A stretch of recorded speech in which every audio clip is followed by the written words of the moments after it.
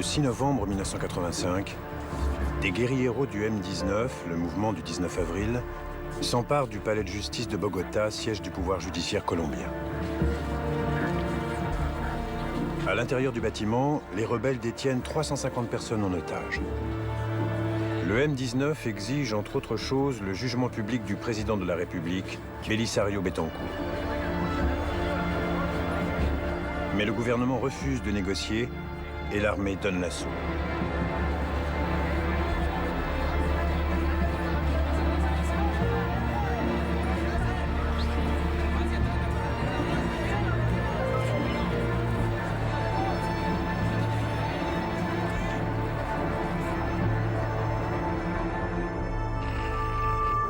27 heures plus tard, le palais est en ruine, 94 personnes ont été tuées. Parmi elles, 11 juges de la Cour suprême. Le système judiciaire colombien est totalement anéanti. 2 heures après la fin des combats, César Rodriguez, le frère de l'un des otages, s'exprime à la radio nationale.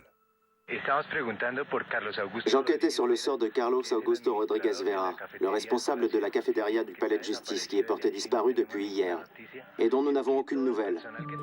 Le problème, c'est qu'aucune des 8 personnes qui travaillaient à la cafétéria n'a donné de nouvelles. On ne connaît pas la liste des otages rescapés, arrêtés ou morts. Et aucune famille de ces 8 personnes n'a la moindre nouvelle d'elles. Il apparaît rapidement que ce ne sont pas 8 personnes qui ont disparu durant l'assaut, mais 12. Ces disparitions font l'objet d'une polémique qui dure jusqu'à aujourd'hui. 23 ans après l'assaut du palais de justice, débute une série de procès dont les accusés ne sont pas des membres du M19, mais des responsables militaires. Parmi eux, le héros de ce 6 novembre 1985, le colonel Luis Alfonso Plazas Vega. Il est jugé pour son implication dans la disparition forcée des 8 employés de la cafétéria du palais, de 3 visiteurs et d'un membre de la guérilla. Y a-t-il des choses que vous savez et que vous pourriez nous raconter? Désolé, je ne peux pas vous répondre, les gars. Je dois respecter la procédure judiciaire colombienne. Après 3 années d'enquête menées par la procureure Angela Buitrago, s'ouvre le premier procès mené contre les responsables de l'armée. Le colonel Plazas Vega est l'un des premiers militaires à être traduit devant un tribunal civil pour sa conduite durant cette intervention militaire. Le rôle de l'armée était de protéger les otages et les citoyens qui se trouvaient à l'intérieur du palais de justice et de stopper l'attaque terroriste du M19. Ça ne fait aucun doute. Mais ce qui est inadmissible, votre honneur, c'est d'avoir fait disparaître ces personnes sans leur garantir la moindre défense, même s'ils faisaient partie des terroristes. Depuis quand le colonel Plazas tue-t-il des personnes qui servent du café dans une cafétéria? C'est absurde. Moi, j'ai uniquement secouru des gens. Qu'est-ce que j'ai à voir avec des personnes qui auraient disparu 23 ans plus tard?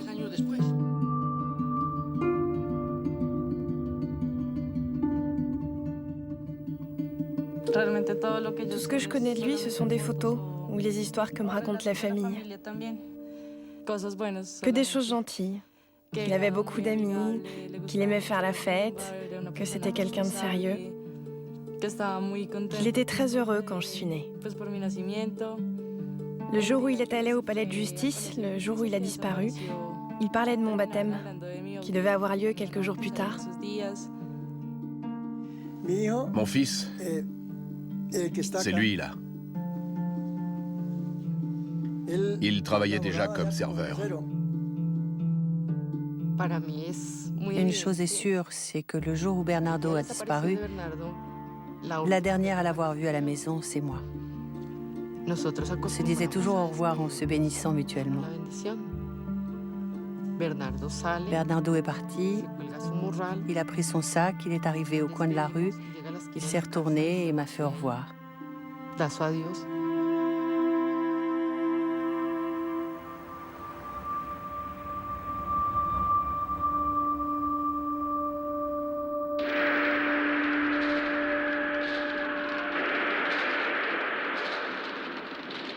Alvaro Almanza, journaliste à RCN, a saisi ces images dans les sous-sols de la Cour suprême et du Conseil d'État.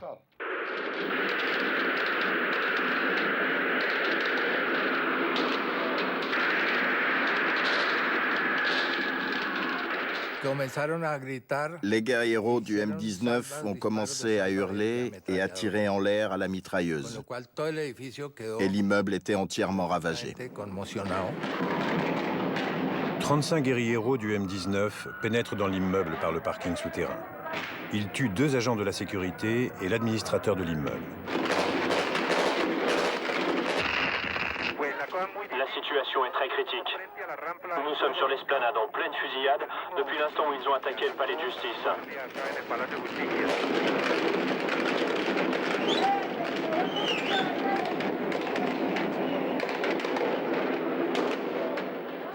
Monsieur Romero, vous avez vu le camion des assaillants entrer dans le palais de justice?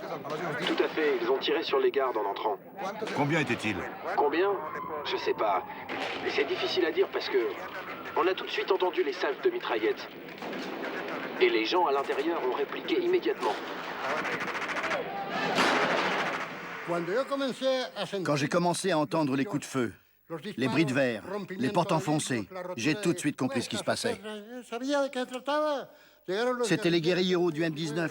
Ils nous avaient déjà menacés. Les guérilleros du M19 ont l'habitude de ridiculiser l'armée.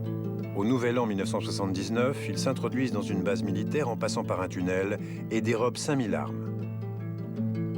L'armée n'hésite pas à faire usage de la torture pour récupérer les armes et arrête la plupart des chefs du M19.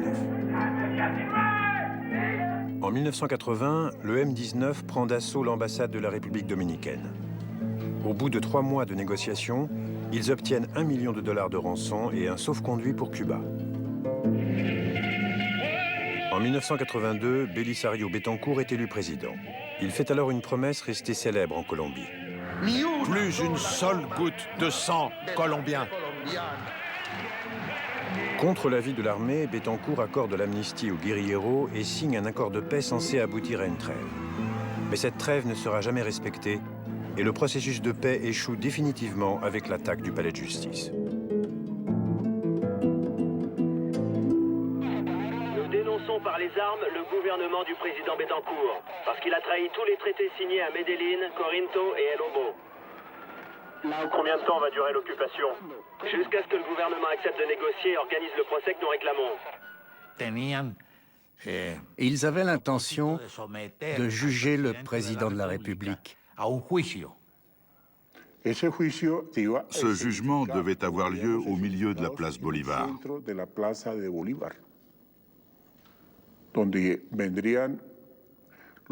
Les magistrats s'y seraient rendus de leur plein gré parce qu'ils étaient d'accord avec le processus de paix. Ils voulaient le pouvoir. Pour eux, ce n'était pas une attaque de plus. C'était l'attaque avec un grand A. La dernière étape avant la prise du pouvoir.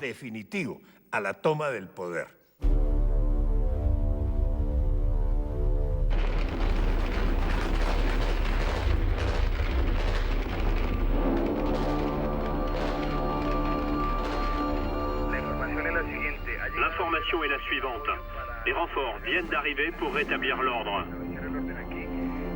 Des tanks de fabrication brésilienne se déploient en ce moment même tout près de la place Bolivar. L'armée installe son quartier général dans la Casa del Florero, un musée situé en face du palais de justice. À sa tête, le général Arias Cabrales. Le colonel Plazas Vega, commandant de l'école de cavalerie et gendre du ministre de la Défense, est en charge du déploiement des chars. Je me souviens que dès mon plus jeune âge, j'enfilais la veste de mon père. J'aimais bien me regarder dans la glace avec la veste militaire de mon père.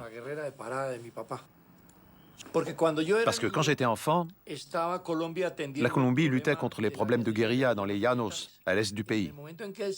Quand mon père partait, je me mettais à pleurer très fort. Je demandais « Pourquoi mon papa s'en va ?» Ton papa va faire respecter l'ordre public. Et c'est quoi l'ordre public? C'est combattre la guérilla. Donc, depuis toujours, je sais qu'il faut combattre la guérilla. Ça a toujours été plus ou moins la même chose. Et c'est mon père qui m'a appris ça. Pour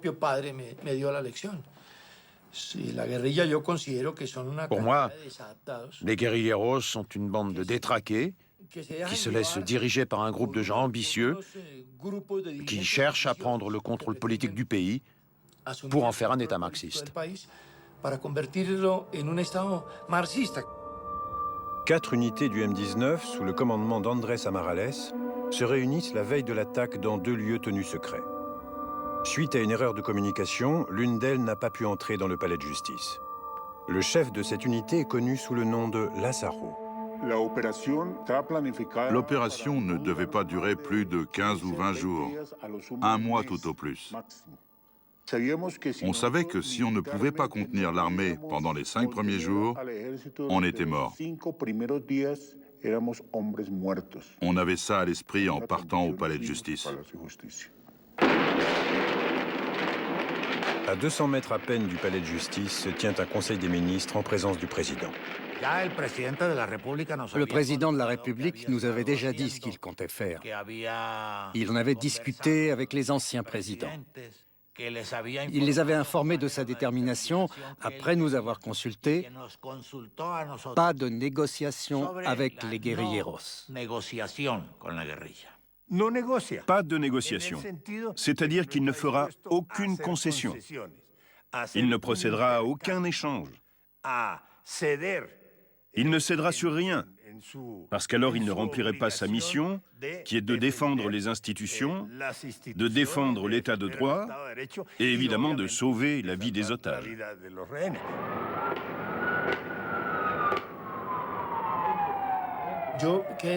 Je suis resté là pour attendre les ordres du commandant de la brigade. Au bout d'un moment, il m'a appelé et il m'a dit « Il faut qu'on entre dans le palais de justice. Vous êtes prêt à enfoncer la porte qui est le seul accès au bâtiment ?» J'ai dit « Oui, mon général. » Soyez prudent, ils ont peut-être miné l'entrée. On a des véhicules blindés, on verra bien. Et puis il m'a donné l'ordre d'entrer et c'est ce qu'on a fait.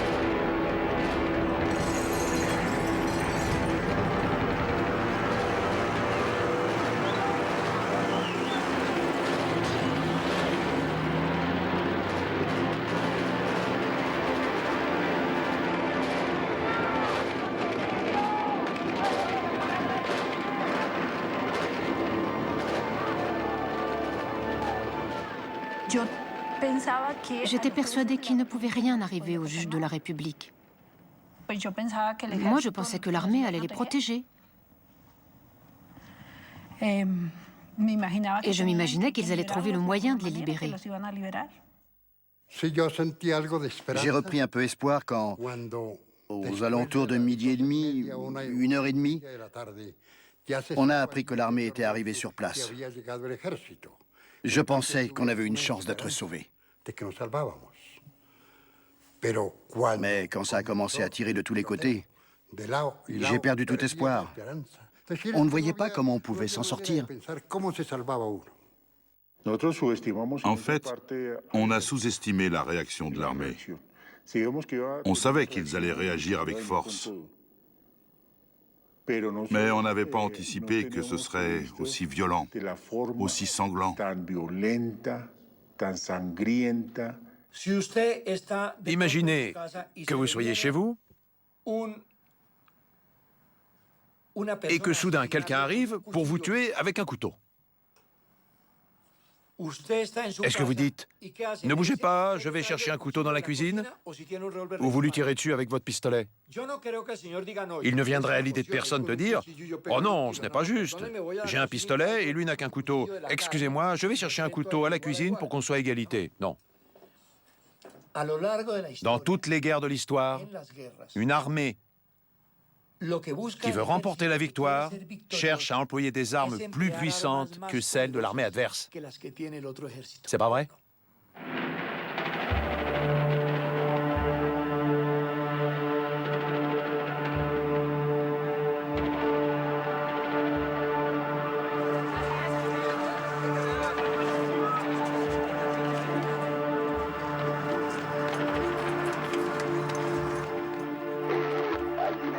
Il y a quelqu'un là-bas. Arrête un peu de tirer. Il faut l'obliger à gâcher ses munitions. Nous, on a les moyens de tenir. On va voir si on les liquide rapidement.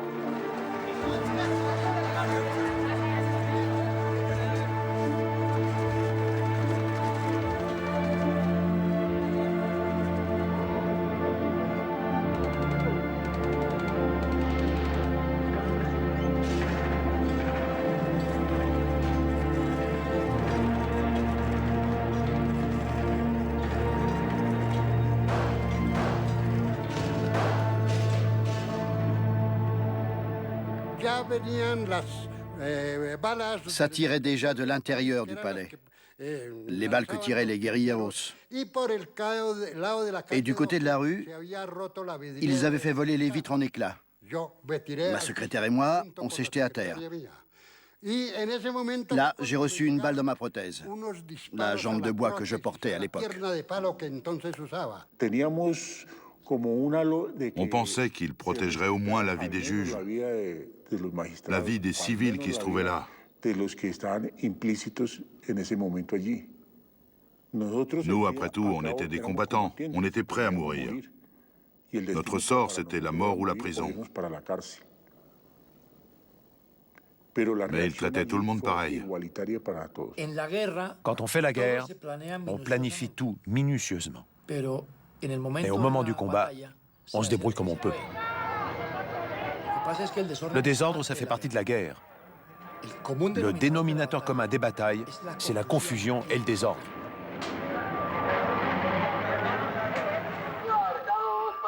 Qu'ils sortent 5 par 5.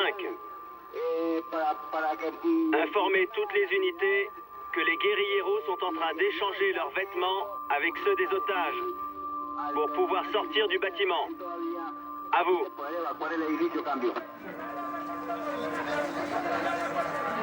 Une quarantaine de personnes ont été évacuées du palais de justice et ont été installées ici, dans la Casa del Florero.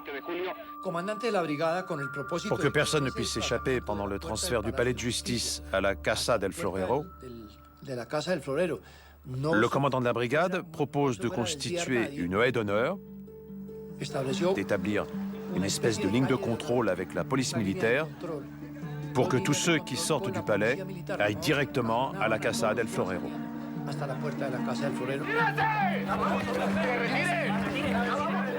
Le premier jour, près de 150 otages sont évacués. Tous ceux qui ne peuvent pas prouver leur identité sont interrogés à la Casa del Florero.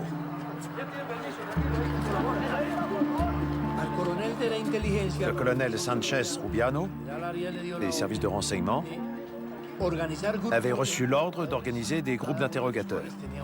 Chaque groupe devait remplir un dossier.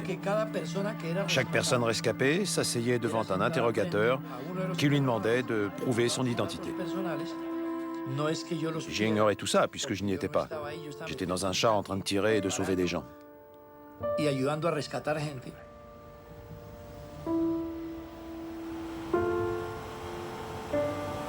23 ans plus tard, ce qui est reproché au colonel Plazas Vega, c'est d'avoir menti sur son rôle le jour de l'assaut.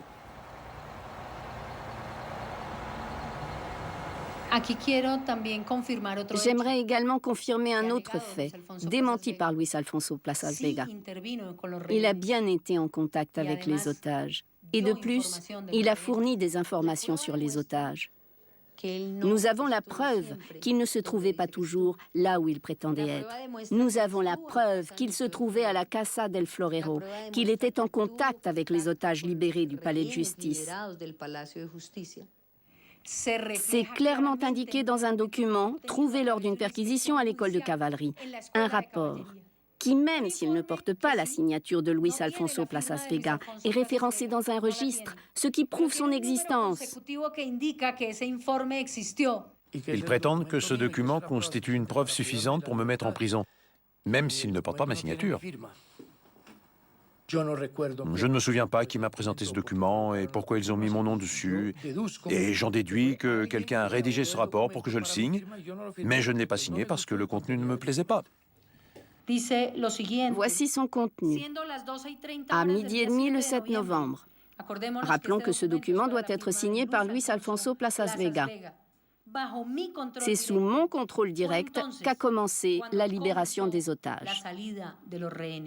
Contrôle direct a une signification très particulière dans le milieu militaire. Il y a plusieurs personnes qui sont au 2e étage du vieux bâtiment de la Casa del Florero. Elles sont actuellement interrogées par les autorités et elles n'ont pas pu expliquer pour l'instant leur présence au palais de justice au moment de l'arrivée des guerrilleros. Victor. Oui, j'ai terminé.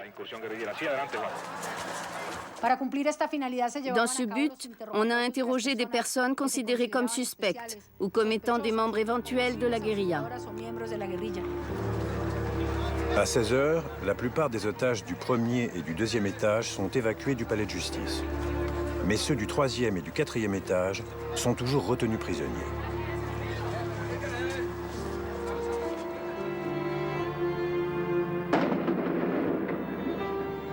Le président de la Cour suprême, Alfonso Reyes Echandía, et 8 autres juges se trouvent au 4e étage. Il lance un appel radio à l'armée et au président de la République.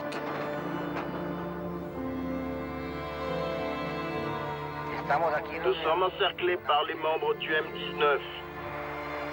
Dites au président de la République d'ordonner le cessez-le-feu. Ici Alfonso Yaquin, je suis le commandant second de cette opération. Le président de la République a refusé de parler au président de la Cour suprême et il va mourir. Ce n'est pas le M19 qui a pris d'assaut le palais de justice, ce sont les tanks de l'armée. C'est terrible. L'armée est entrée avec des tanks et elle tire. Quand ils arriveront à notre étage, nous allons tous mourir.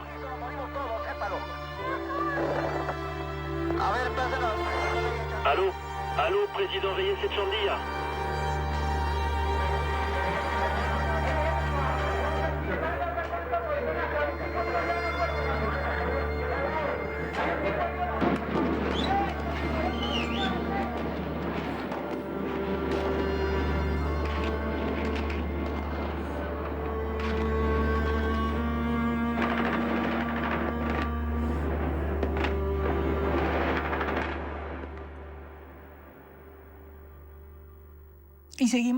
Et on a continué à se parler au téléphone jusqu'à ce que la fusillade commence.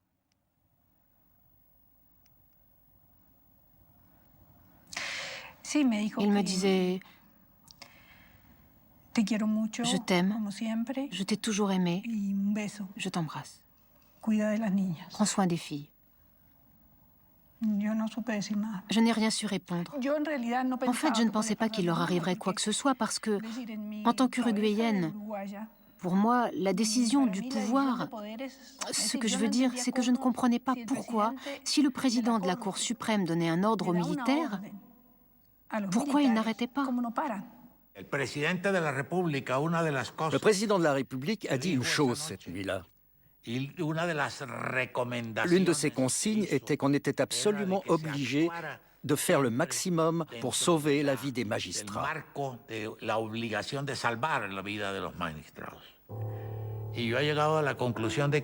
J'en suis arrivé à la conclusion que cette consigne n'a pas été respectée. Que le but poursuivi par l'armée et la police n'était pas de sauver la vie des juges, que cette opération n'avait désormais qu'un seul but, écraser, en finir avec la guérilla du M19 qui se trouvait à l'intérieur.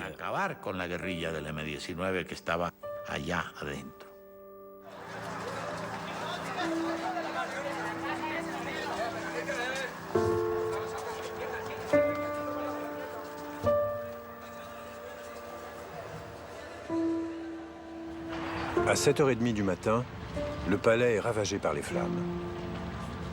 Les causes de l'incendie n'ont jamais été élucidées.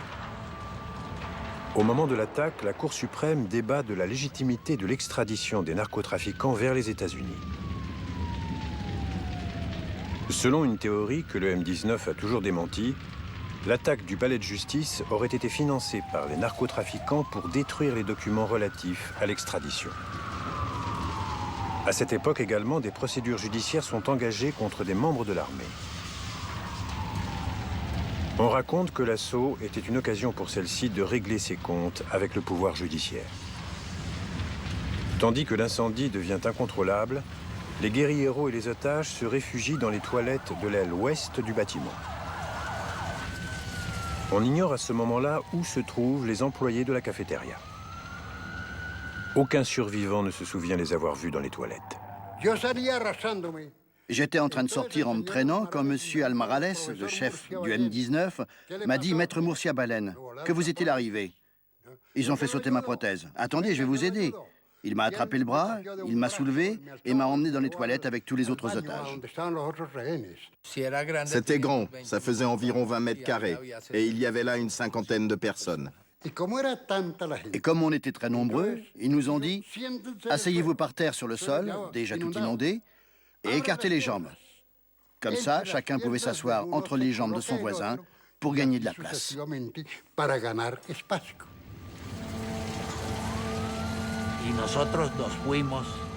Et on est parti dormir.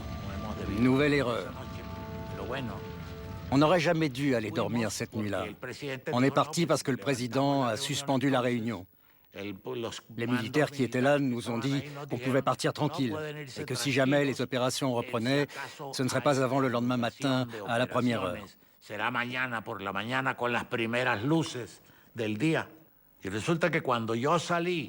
Résultat, quand j'ai quitté le palais présidentiel pour rentrer chez moi, j'ai entendu à la radio les échanges de tirs les plus intenses que j'avais jamais entendus depuis le début de l'attaque du palais de justice.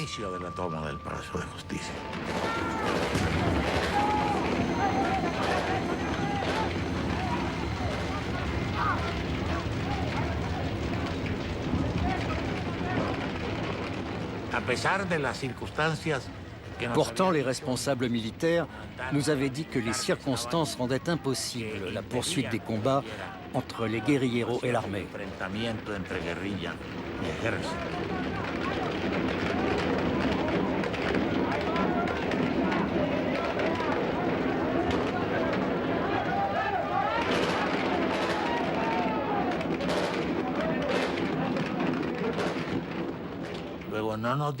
Après, ils ne nous ont pas dit la vérité non plus.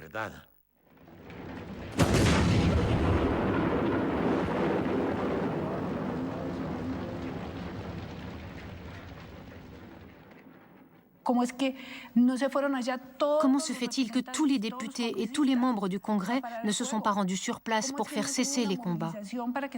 Pourquoi il n'y a pas eu de mobilisation pour l'arrêter?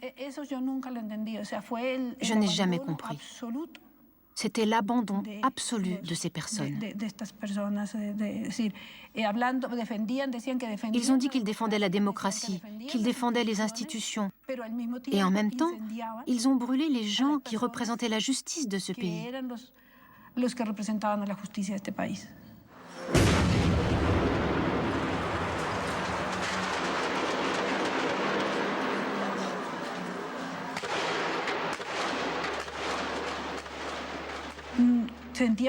J'ai ressenti un abandon total. Une solitude semblable à celle du Christ. Quand il a dit sur la croix, « Père, pourquoi m'as-tu abandonné ?»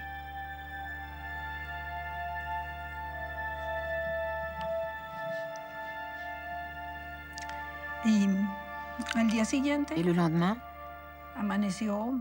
le soleil s'est levé sur le palais détruit.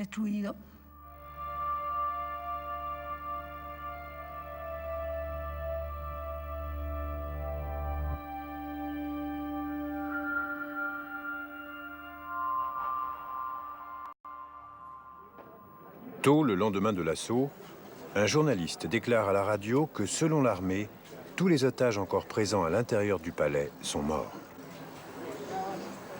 L'armée va procéder à une opération de ratissage pour tuer les guérilleros encore vivants. Dans les toilettes, les otages entendent les bulletins d'information à la radio. On a compris que c'était un moment critique et on a dit à M. Almarales, vous avez pris d'assaut le bâtiment et ça a des répercussions mondiales. C'est un acte politique de protestation, mais vous avez perdu. Pourquoi ne pas vous rendre?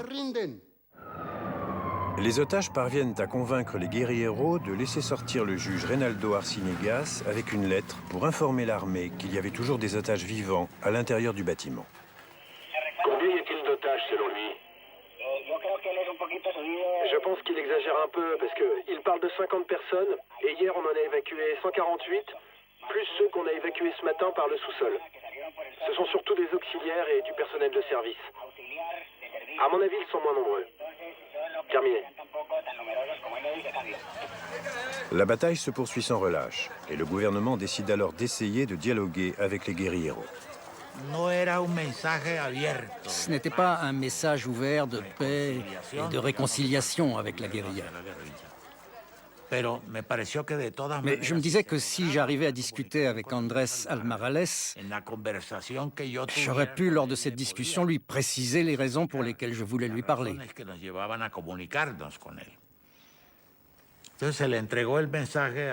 Le message a été transmis au docteur Carlos Martínez, qui était le chef de la Croix-Rouge.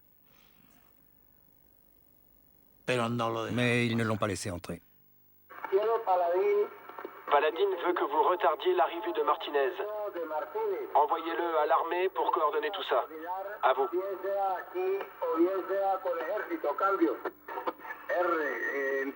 Si j'ai bien compris, la Croix-Rouge n'est pas encore arrivée. On est donc libre d'agir. S'il vous plaît, dépêchez-vous de les éliminer et de consolider l'objectif. Terminé.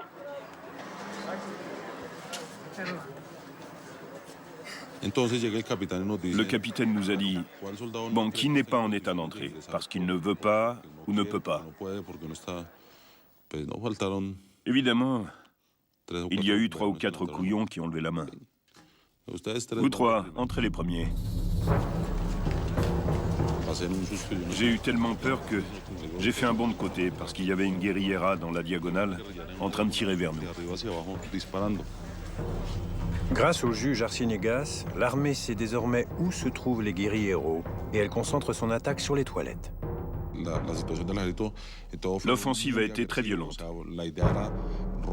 L'objectif, c'était de rentrer et d'en finir une bonne fois pour toutes, et peu importe qui on tuait. Il fallait aller de l'avant. Les balles volaient dans tous les sens parce que l'armée savait où les otages se trouvaient. On leur criait de ne pas tirer, qu'on était innocents, qu'on n'était pas des guérilleros. Les otages hurlaient et suppliaient d'arrêter de tirer. Arrêtez, ne tirez pas, discutons, attendez. QSL Arcano 5, ici on est en train de leur balancer tout ce qu'on a, des grenades, des roquettes. On vient d'utiliser un bon explosif et on va voir ce qui se passe. Il a explosé il y a environ 30 secondes.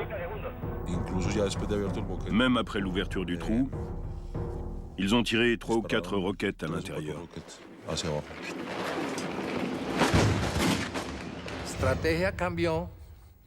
La stratégie a changé. Et au lieu d'affronter l'armée, les guérilleros décident de s'aligner contre le mur et d'utiliser les juges pour se protéger. Le M19 meurt debout. Tous ses membres meurent debout. Et du coup, tous ceux qui étaient présents, les guérilleros et les otages, allaient soit s'en sortir vivants, soit tous mourir. Des rafales. C'est ça qui a fait le plus de morts. C'est là que j'ai absorbé, ou en tout cas respiré, du sang humain. Et moi, en me reculant un peu et en me retournant, au lieu de recevoir une balle dans la poitrine, comme c'était le cas de mes amis de la cour qui sont morts là-bas, ils m'ont blessé au côté. Le juge Horacio, qui était dans l'escalier pour tenter de s'échapper, m'a aidé parce que je n'arrivais pas à marcher tout seul. Il m'a aidé à descendre les escaliers quand soudain, une grenade a explosé. Et il m'a dit Umberto, je suis touché. Tu es touché, toi? J'ai dit non. Et tout à coup, il a dit « Je meurs, je meurs ». Sa tête s'est affaissée et il est mort alors qu'il me serrait dans ses bras.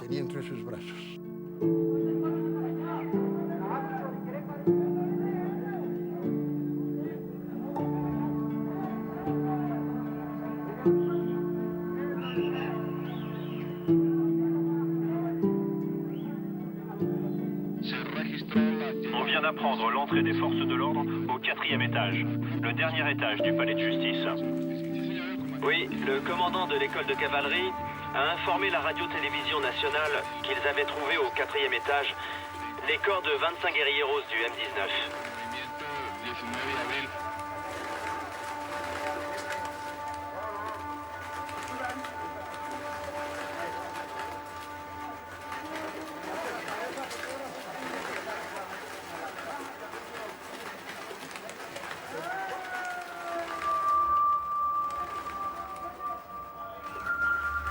Comment se présente la situation, colonel Plazas? Elle est stable. Nous essayons d'atteindre leur dernier bastion. Les personnes évacuées sont des militaires ou des guerrilleros? Des guerrilleros. En uniforme? Certains sont en tenue de combat, d'autres en tenue de policier et d'autres en civil.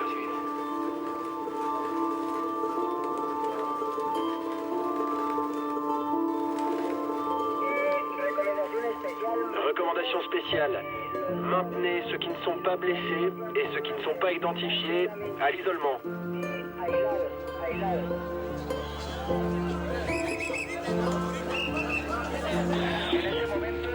À l'instant même, un membre des forces de l'ordre menace un homme d'une arme à feu.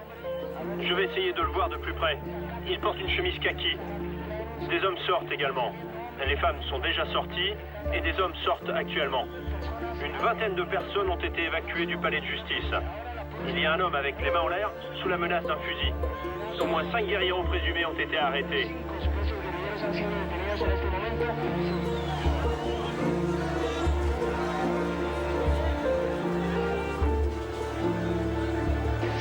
Un homme amputé d'une jambe est en train de sortir.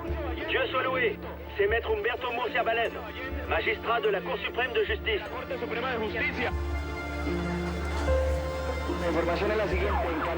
L'information est la suivante. On évacue à l'instant même le juge Umberto Murcia Balen pour le transférer d'urgence en ambulance sans sa prothèse. Il est blessé. Nous ignorons pour l'instant si c'est grave. Ses vêtements sont tachés de sang d'après ce que nous voyons. Francisco, il y a des nouvelles du président de la Cour suprême? Non, Juan. Nous n'avons pas vu le président de la Cour suprême. L'ambulance qui est partie il y a quelques minutes transportait apparemment un civil blessé. Nous avons des précisions. Un couple a été transporté à l'école de cavalerie. Un homme et une femme, probablement des guerrilleros selon nos informations.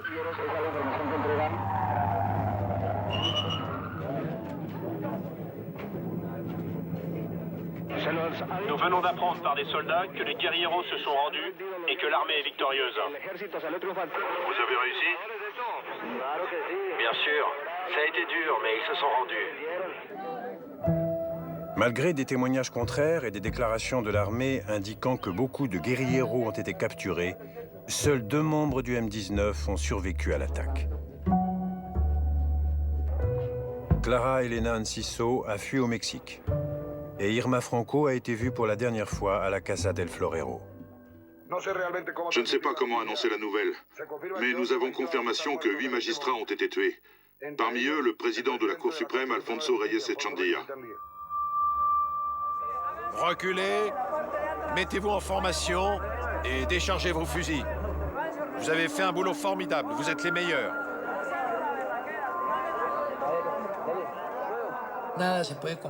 Il n'y a rien de comparable à l'émotion qu'on a ressentie devant la gratitude de la population de Bogota. Les gens ont envahi les trottoirs au passage des véhicules en criant leur soutien à l'armée nationale. C'étaient des citoyens qui n'avaient pas dormi cette nuit-là et qui ne savaient pas où ce siège nous mènerait. Si le gouvernement finirait aux mains du M19 et des narcotrafiquants, ou si l'État parviendrait à se maintenir au pouvoir. Finalement, c'est ce qui s'est produit. Nous avons défendu le système démocratique.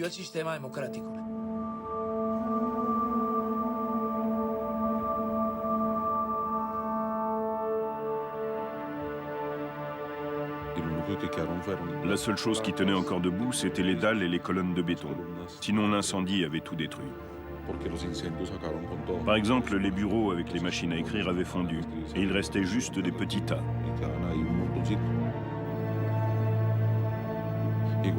Pareil pour les cadavres. En brûlant, les corps se mettent en position fétale. Les muscles se contractent. La dernière partie qui brûle, c'est l'abdomen, parce qu'il contient de l'eau. C'était comme quand on fait brûler des tripes, le même aspect, la même odeur.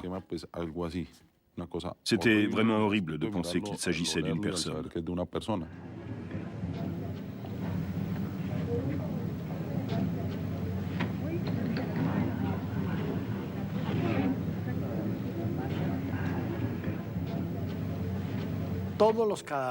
Tous les cadavres qui étaient dans les étages ont été descendus au rez-de-chaussée. Grave erreur. Parce que tout le monde sait qu'il ne faut pas déplacer un corps qui a subi une mort violente. On ne bouge même pas la position d'une main. Parce que le médecin légiste ne pourra plus établir la cause du décès.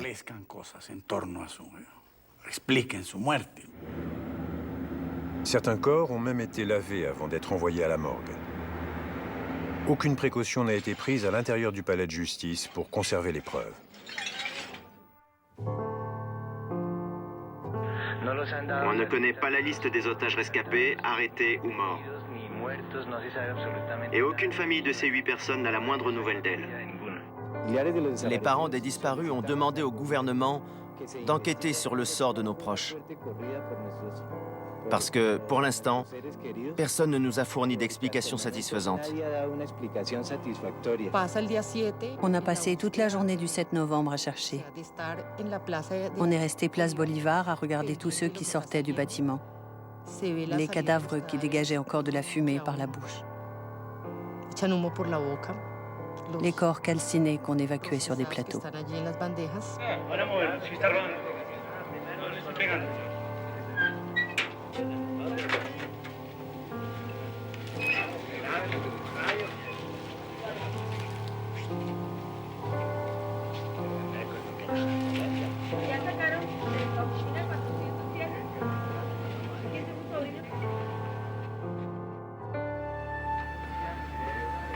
Les jours suivants, les familles des employés de la cafétéria cherchent en vain des traces de leurs proches.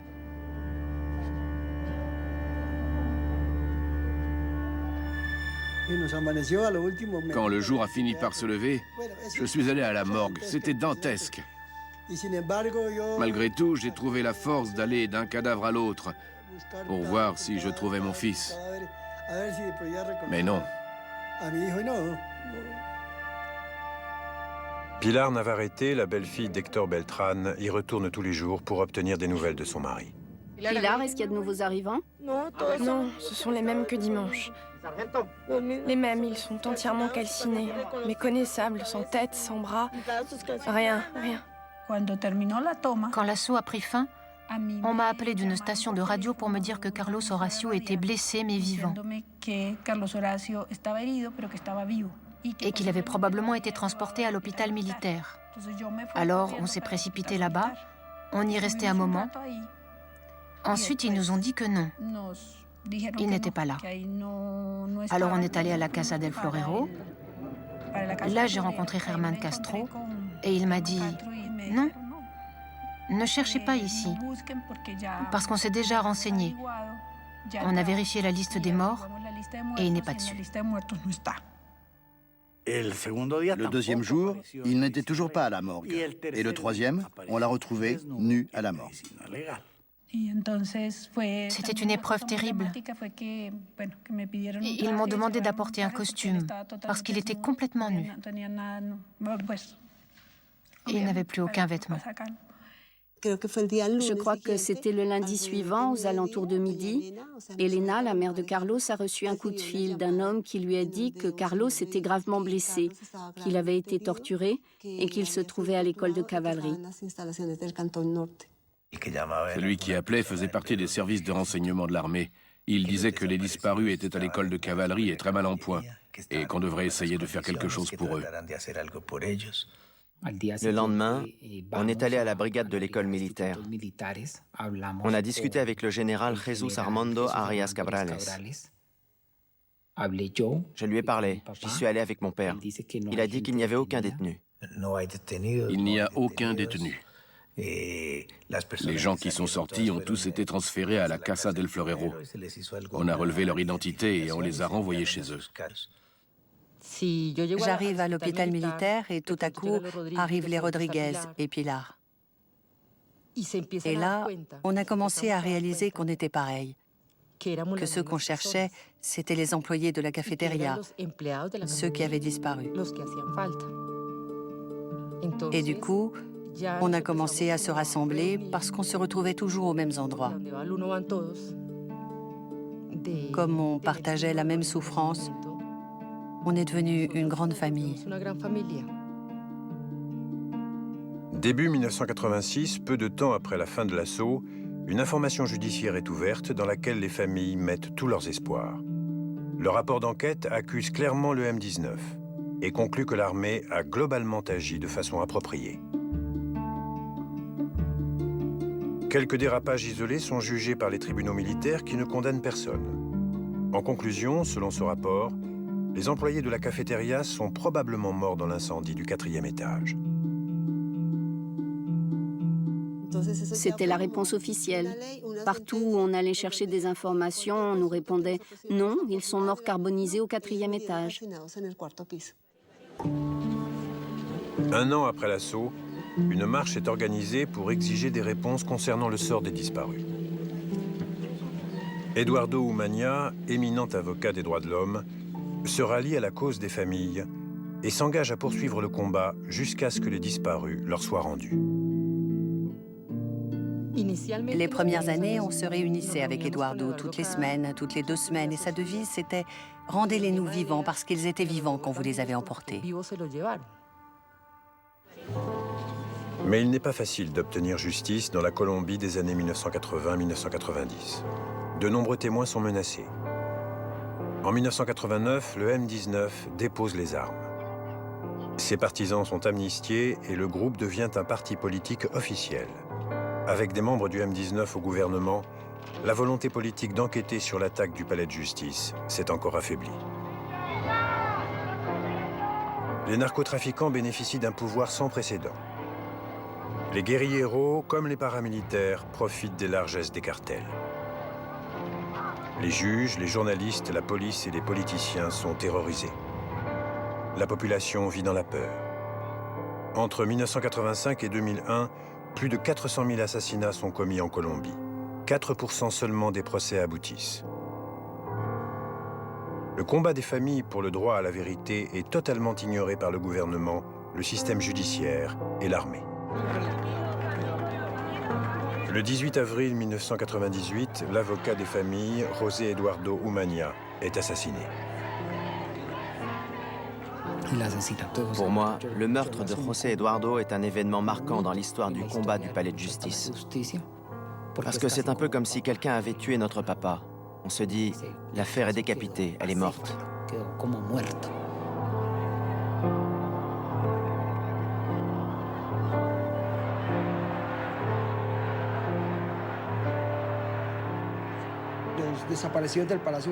Les disparus du palais de justice étaient des employés de la cafétéria, la dame des toilettes, des cuisiniers, des aides-cuisiniers.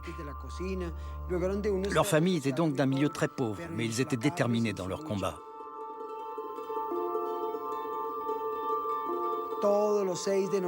Tous les ans, le 6 novembre, ils se retrouvaient place Bolivar et priaient pour le retour de leurs proches. Tous les 6 novembre, dans la cathédrale, il y avait une messe pour réclamer leur retour.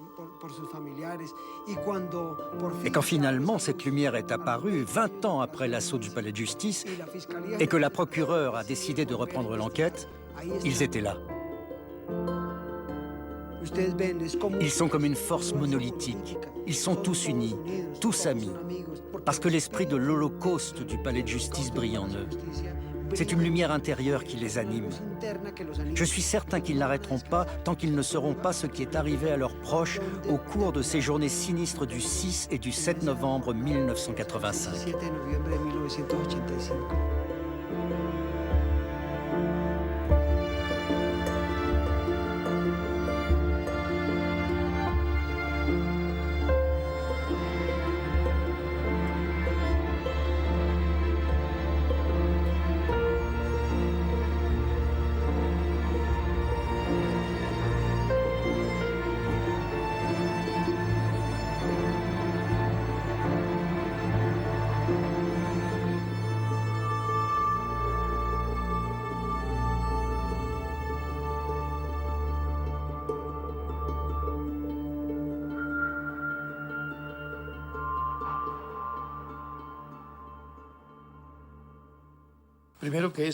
Premièrement, c'est faux qu'il a été prouvé que des personnes portées disparues étaient sorties vivantes du palais de justice.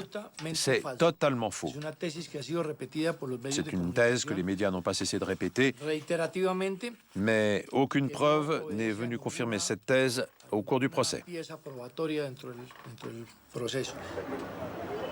Le rapport de la procureure Buitrago contre Plazas Vega doit établir la preuve que les disparus étaient vivants quand ils ont quitté le palais.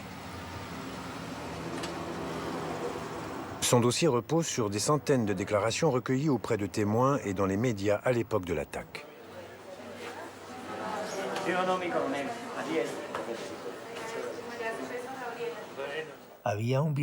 Il y avait une vidéo sur une télévision espagnole où on voyait une personne qui ressemblait beaucoup à Carlos. Mais la qualité de l'image était mauvaise. Mon père, depuis le début, disait que c'était Carlos. De nombreuses personnes sont sorties à 13h30 ce jour-là, le 7 novembre. Et ce 7 novembre, parmi les gens qui sortent, là, il y a Cristina del Pilar Guarín. Elle a été reconnue par ses proches. Elle est sur les épaules d'un homme.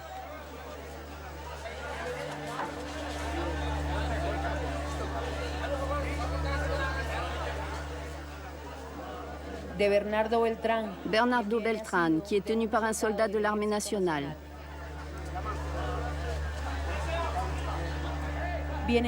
Sur cette image, on peut voir David Suspes, main en l'air, tenu lui aussi par un soldat. Et puis Carlos Augusto Rodriguez Vera, qu'on voit ici sur cette photo. Gloria Stella Lizarazo. Ces personnes ont été reconnues par leurs familles. Ces images nous ont permis de conclure, avec une quasi-certitude, votre honneur, que ces personnes sont sorties vivantes du palais de justice. Et que malheureusement, elles sont aujourd'hui encore, toujours portées disparues. Espérons que si on laisse traîner une manche, on ne retrouvera pas toute la veste. Terminé. Il lui dit « Espérons que si on laisse traîner une manche, on ne retrouvera pas toute la veste ». Une expertise a été réalisée par des membres de la police nationale de Colombie, des spécialistes en communication. La conclusion à laquelle ils sont parvenus est catégorique. C'est une expression utilisée en cas de disparition. L'ordre était de les faire disparaître. Il n'y a aucune autre interprétation possible, votre honneur. C'est ce que les deux experts ont déclaré lors des auditions.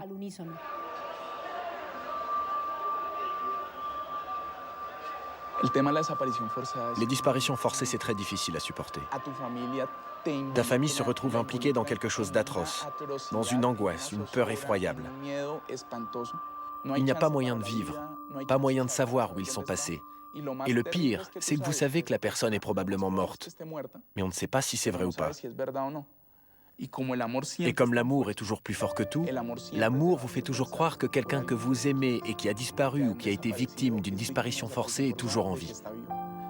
C'est le marteau qui ne cessera jamais de briser l'âme et le cœur d'une famille.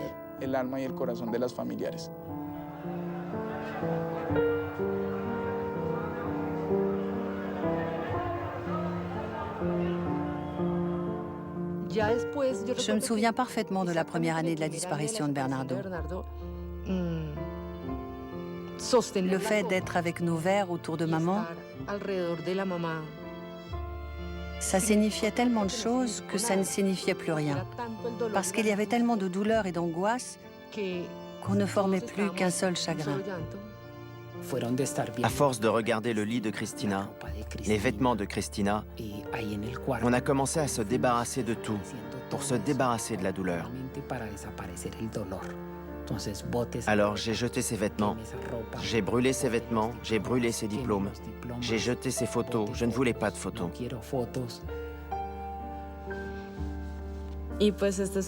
Ça, c'est vraiment important pour moi. Parce que c'est la seule photo où on est réunis tous les trois. Ma mère, mon père et moi. Et il porte ce pull. Savoir qu'il m'a tenue dans ses bras alors qu'il portait ce pull, c'est quelque chose de très agréable. Quand est-ce que je le porte?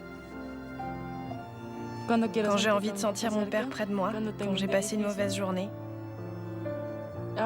Des fois, je le porte simplement parce qu'il appartenait à mon père. Je le vois et j'ai envie de le mettre, sans raison spéciale. C'est juste le fait de savoir qu'il appartenait à mon père. Et voilà.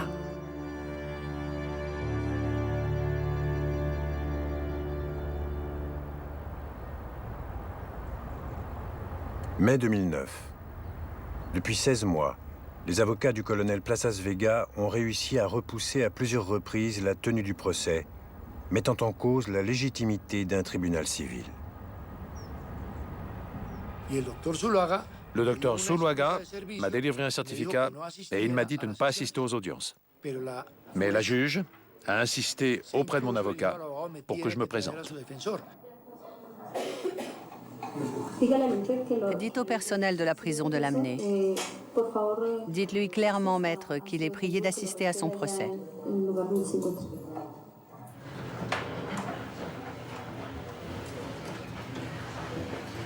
Ce qu'on m'inflige est criminel. La juge Jara est une criminelle. La procureure Buitrago est une criminelle. Et l'avocat général Mario Iguaran aussi.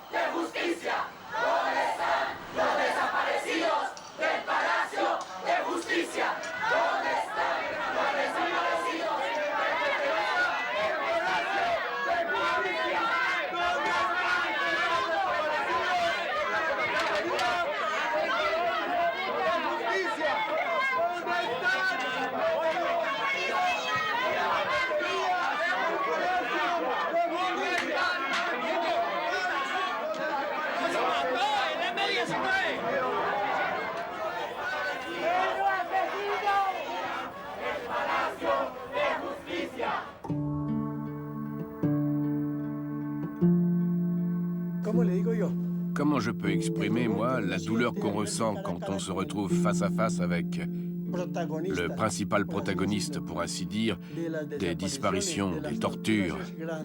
Cette douleur est immense. La rancune remue en moi. De les voir là, à 1 mètre de moi, et ne rien pouvoir leur dire.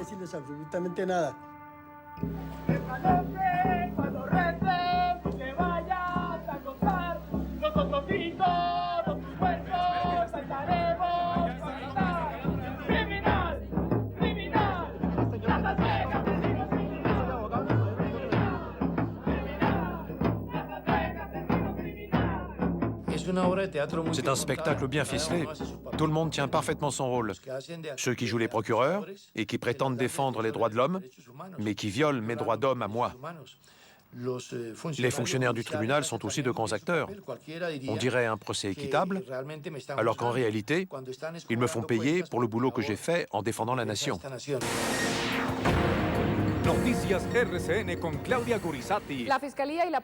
La Cour qualifie d'outrage à la justice le refus de l'ancien colonel Alfonso Plazas Vega de comparaître au procès des disparus du palais de justice.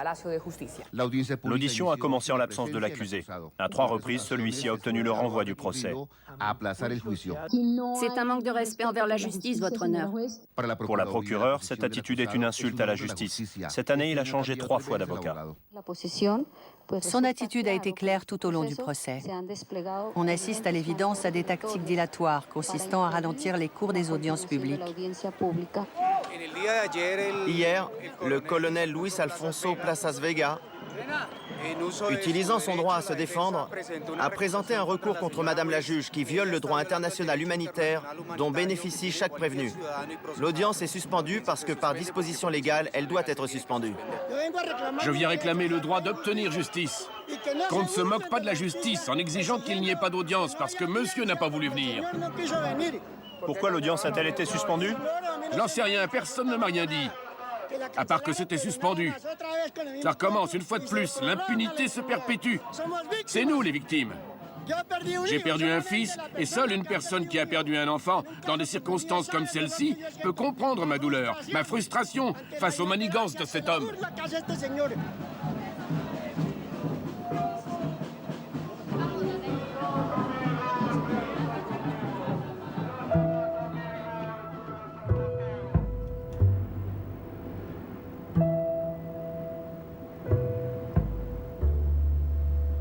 L'enquête d'Angela Buitrago conclut que les disparus, soupçonnés par l'armée d'être des guérilleros, ont été transférés à l'école de cavalerie et au bataillon Chiarisolano, où ils ont été torturés.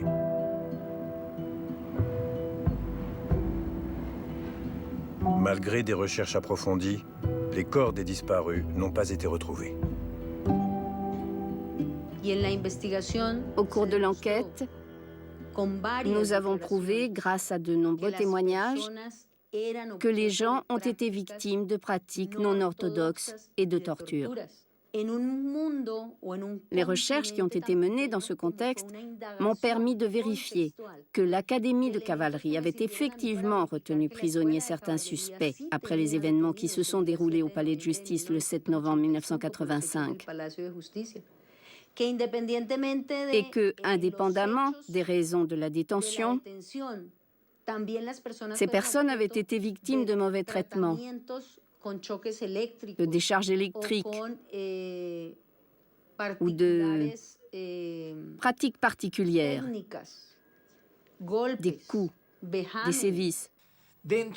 À l'intérieur des bâtiments de l'école de cavalerie, il y avait un secteur qui était dirigé par les services de renseignement. Le commandant de l'école de cavalerie n'avait rien à voir avec ce qui se passait là-bas. Diriez-vous que le travail de Plazas s'arrêtait au moment où il livrait les gens aux services de renseignement? Je ne peux pas interpréter autre chose que les preuves. Ce que je pense correspond à ce que disent les preuves. C'est-à-dire qu'il a non seulement arrêté les personnes, mais que l'école de cavalerie est impliquée dans la détention de ces personnes. Dans le procès qui m'est intenté, on me reproche d'avoir été au courant de ce qui se passait là-bas. Bon. Alors, qu'est-ce qui se passait là-bas? Ils interrogeaient les gens. Mais autant que je sache, personne n'a été ni torturé, ni assassiné. Nous avons la preuve, selon 2 témoignages, que des personnes ont été envoyées à l'école de cavalerie. Ces témoins affirment également qu'il a donné l'ordre d'engager des procédures contre ces gens-là.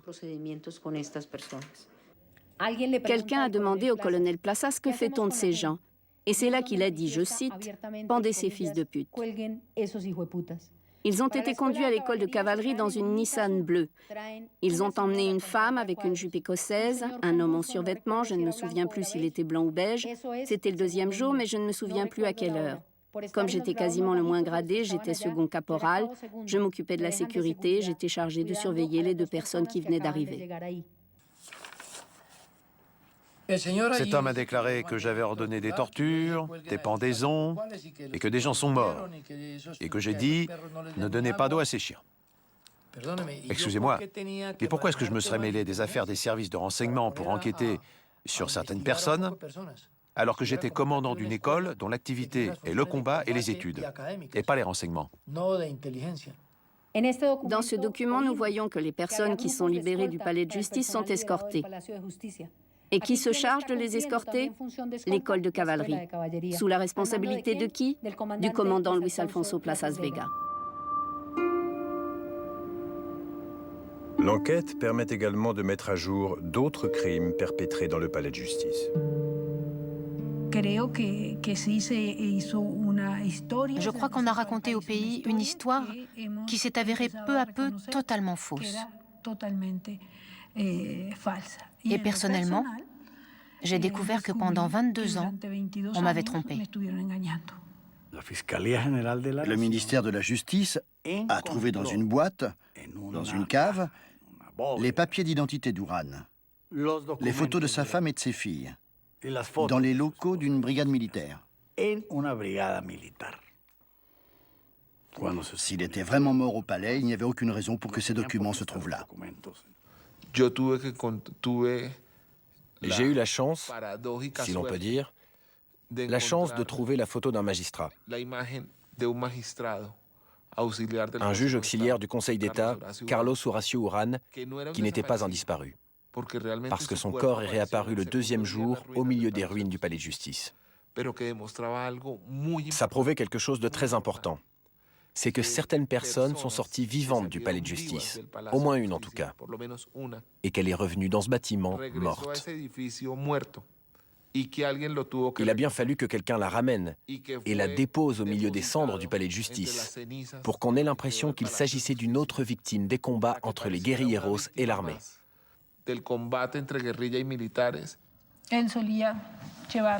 Il mettait toujours son portefeuille dans la poche de sa veste. Et manifestement, une des balles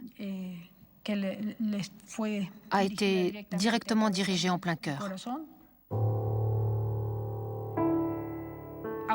Aujourd'hui, 22 ans après, je suis confrontée au fait que quand ils m'ont dit qu'il était sorti vivant, c'était vrai.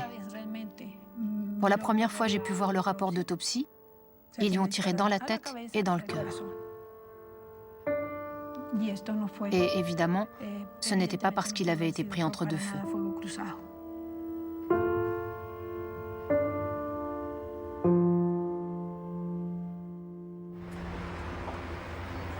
En août 2009, le colonel Luis Alfonso Plazas Vega ne s'est pas présenté devant la cour depuis 3 mois. Il a fait appel à 5 reprises pour que la juge Jara soit dessaisie du dossier. Accusé d'outrage à magistrat pour avoir refusé d'assister à son procès dans l'affaire du palais de justice, un juge a ordonné le transfert de l'ex-colonel Plazas Vega de la caserne où il est détenu à la prison de la Picota. La décision du tribunal est de solliciter l'IPEC pour le transfert du détenu à la prison de la Picota. Avant d'avoir pu être transféré en prison, le colonel Plazas Vega est admis à l'hôpital. Bonjour à vous tous, vous pouvez vous asseoir. Nous avons été informés que M. Luis Alfonso Plazas Vega a été admis d'urgence à l'hôpital de l'aviation militaire où il est suivi par le docteur Humberto Zuluaga Garcia, psychiatre, qui a diagnostiqué un état de panique et d'angoisse. La séance d'aujourd'hui est suspendue par décision de la juge, pour la simple raison que le colonel a appris la nouvelle de son transfert par les médias, ce qui l'a profondément choqué, et il a dû être hospitalisé.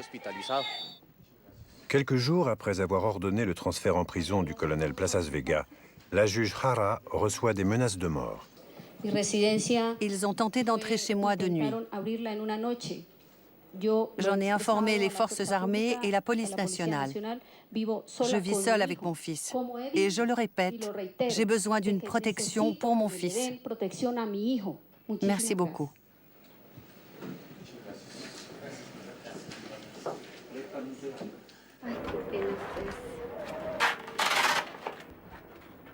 Je pense qu'on ne peut pas laisser des délinquants intimider la justice de cette manière. Je crois profondément, parce que je suis très croyante, qu'il ne m'arrivera jamais rien. Mais en revanche, je ne crois pas que la dignité de la justice puisse rester aux mains de délinquants en Colombie.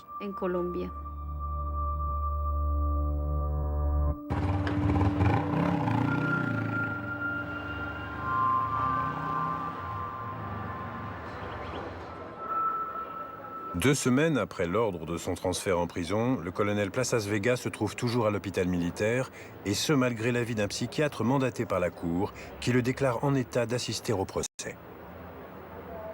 Toute nouvelle tactique dilatoire sera refusée. Ce procès ira jusqu'à son terme.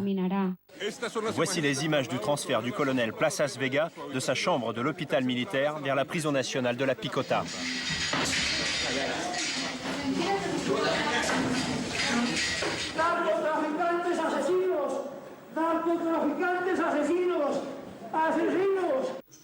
Vous obéissez aux ordres des narcotrafiquants.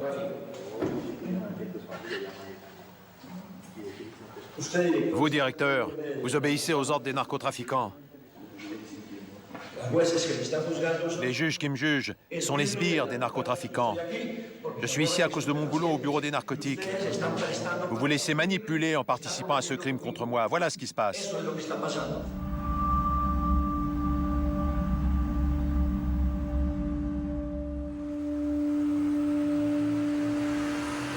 Le 21 septembre 2009, après 20 mois de procédure et contre toute attente, les audiences et les plaidoiries du procès du colonel Plazas Vega ont enfin lieu.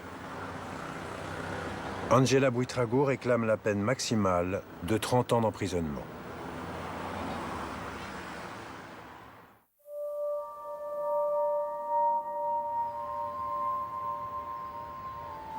Le 9 juin 2010, 9 mois plus tard, le verdict tombe.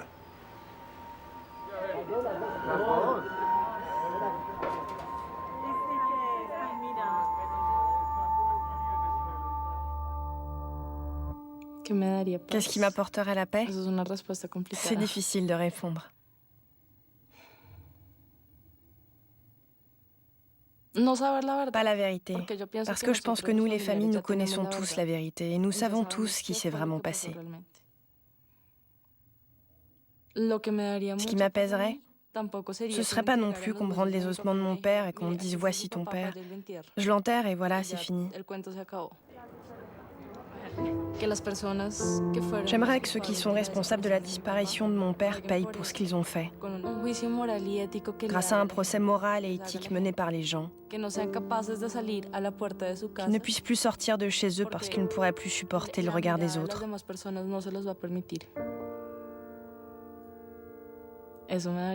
Ça m'apaiserait beaucoup.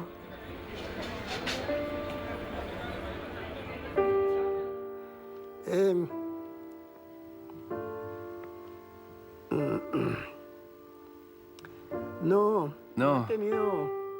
je n'ai pas eu la satisfaction de voir les restes de mon fils. Et c'est triste, parce qu'on aimerait avoir au moins ce droit. C'est un droit universel d'enterrer et de voir ses chairs disparues. Et moi, je ne l'ai pas eu. Ce qui serait juste, c'est que je puisse retourner 24 ans en arrière et ne pas abandonner mes études à cause de l'angoisse de ma mère.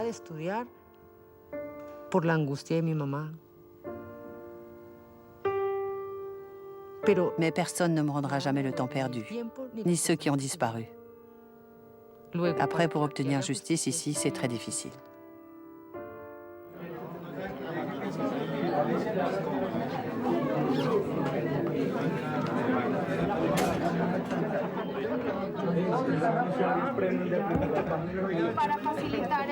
Pour faciliter l'annonce du verdict, s'il vous plaît, les médias, restez calmes.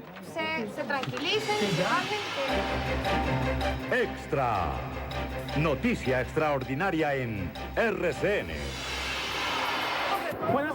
Bon après-midi et écoutez bien. La justice colombienne vient d'annoncer la première condamnation dans l'affaire des disparus du palais de justice. 30 ans d'emprisonnement pour le colonel Alfonso Plazas Vega.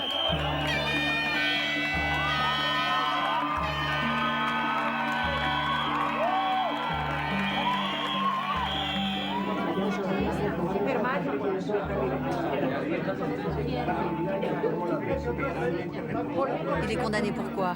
Disparition forcée aggravée, 30 ans de prison et 10 ans d'interdiction d'exercer dans la fonction publique.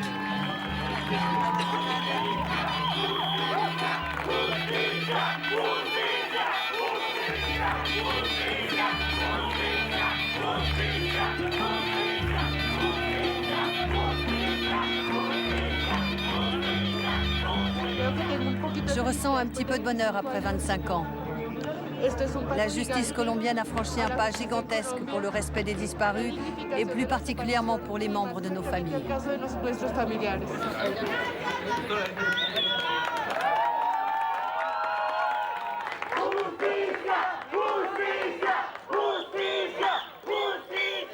Le fait que Place Las Vegas ait été condamné ne signifie pas que c'est terminé. D'abord Place Las Vegas, ensuite Arias Cabrales, et puis Samudio Molina, et le reste des militaires qui ont participé. Et je continuerai à lutter après tout ce qui a été fait durant toutes ces années.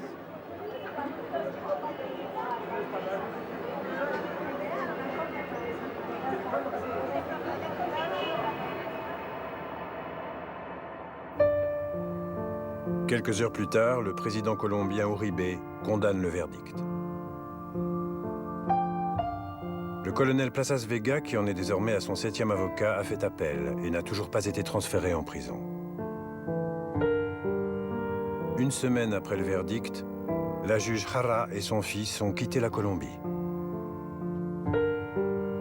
Arias Cabrales, Ramirez, Sanchez Rubiano ainsi que 8 autres officiers sont également jugés pour disparition. Concernant leur implication dans l'assassinat de Carlos Urán, plusieurs militaires font actuellement l'objet d'enquêtes. En septembre 2010, le tribunal supérieur de Bogota décide que les membres du M19 peuvent toujours être poursuivis pour homicide commis durant l'assaut. 3 mois après le jugement du colonel Plazas Vega, Angela Buitrago est limogée de son poste de procureur de la Cour suprême de justice. Les familles des disparus attendent l'issue des autres procès. Les dépouilles de leurs proches ne leur ont toujours pas été rendues.